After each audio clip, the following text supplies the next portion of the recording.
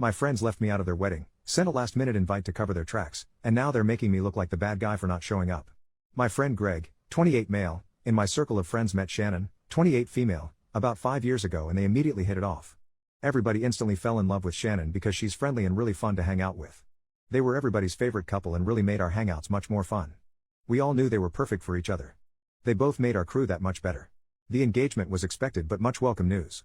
Our friend circle was buzzing about the inevitable wedding. Then the invitations went out. You know those save-the-date magnets that people send out?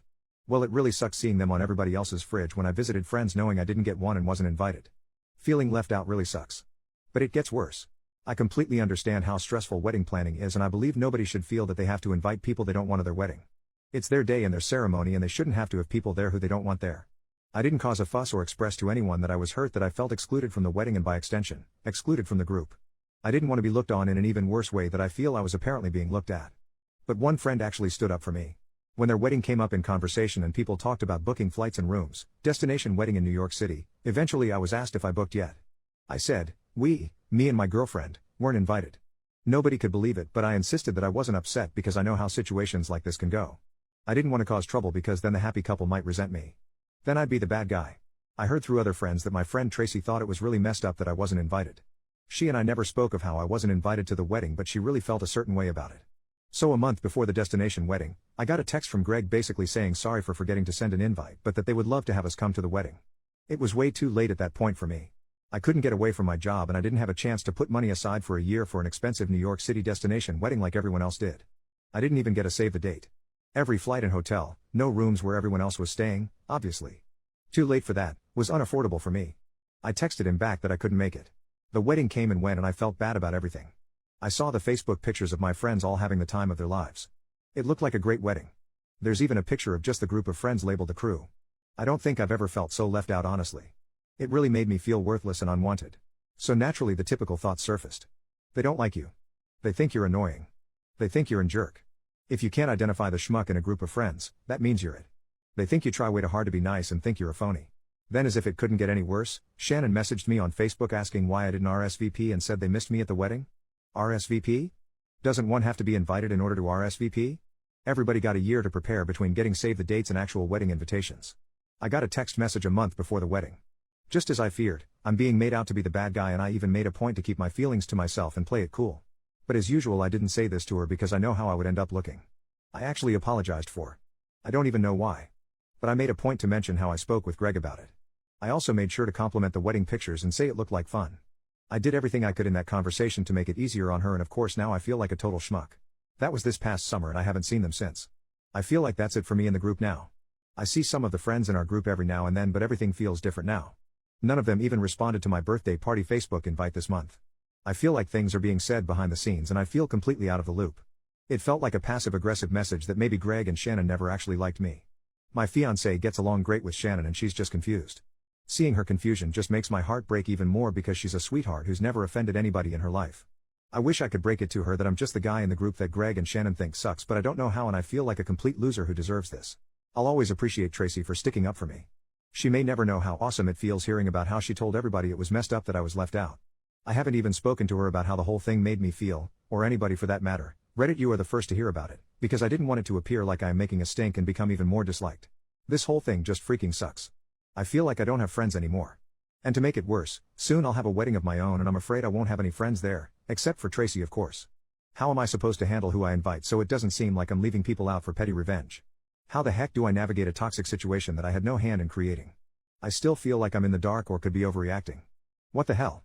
Relevant comment, that totally sucks. I would be hurt too. Do you think maybe Greg was in charge of sending invites to his friends and forgot? Or it got lost in the mail? I had an invite get returned to me 1 month after I sent it, but thankfully I'd sent a save the date, and sent my invite super early so it ended up being fine, but if I hadn't one of my cousins might have incorrectly thought she was excluded. It sounds like Shannon, at least, thought you were sent an invite if she was upset you didn't RSVP. You actually did RSVP by texting Greg back, but it sounds like she thought you'd been sent an RSVP response card. OP, yeah it could just be a simple misunderstanding but word seemed to get around early that I didn't get a save the date and even later didn't get an invite either. Tracy especially seemed to make sure everybody was aware that she wasn't happy about my exclusion. The other friends I spoke to didn't even suggest that it could have been a mistake, almost like they knew something I didn't but didn't feel comfortable saying it. Only one person even spoke up on my behalf. Mini update 3 days later, I took everyone's advice and brought it up with Tracy. She just confirmed that Shannon was full of crap when she asked me why she didn't get my RSVP and wanted to absolve herself of guilt. I'm not sure if they forgot or if I just wasn't invited yet, but Tracy said we'd talk about it more tonight when she gets out of work. Final update: later that day, I spoke about it in depth with Tracy. It turns out Greg's best man, someone who was never in the gang but grew up with Greg, always hated me and Greg thinks I'm annoying. Shannon later felt bad, so they chose not to invite me and pressured him to invite me over text knowing I wouldn't be able to make it. Also, it wasn't only Tracy who thought it was wrong that I didn't get an invite, and the chatter is what made Shannon ask me why I didn't RSVP, to make it seem like my invite was lost in the mail. It feels better knowing this because, like I said, they don't have to have people they don't want at their wedding. But knowing Greg doesn't like me hurts because I always thought we were friends. Turns out he's the phony. Unfortunately, everybody else, except for Tracy and a few others, like Greg more than me, so they kinda felt like they had to choose a side after Tracy brought up why I didn't get invited. Lots of people are feeling guilty about this, apparently. They still felt like they had to choose a side for whatever reason. Probably because most of them went to high school with Greg. Oh well. That's life. Thanks for the advice about being more assertive. Those of you polite about it were very helpful. Thanks. Relevant comments. Commenter number 1. Yeah, you don't need those two-faced jerks in your life. Congratulations on finding out before they borrowed money from you. When they get divorced, you can reach out to Greg and tell him that he deserves it. OP, it's funny you bring up borrowing money because they're the type who always want to split the check when they order the most expensive crap and always say, I'll get you back. And I don't trust Venmo.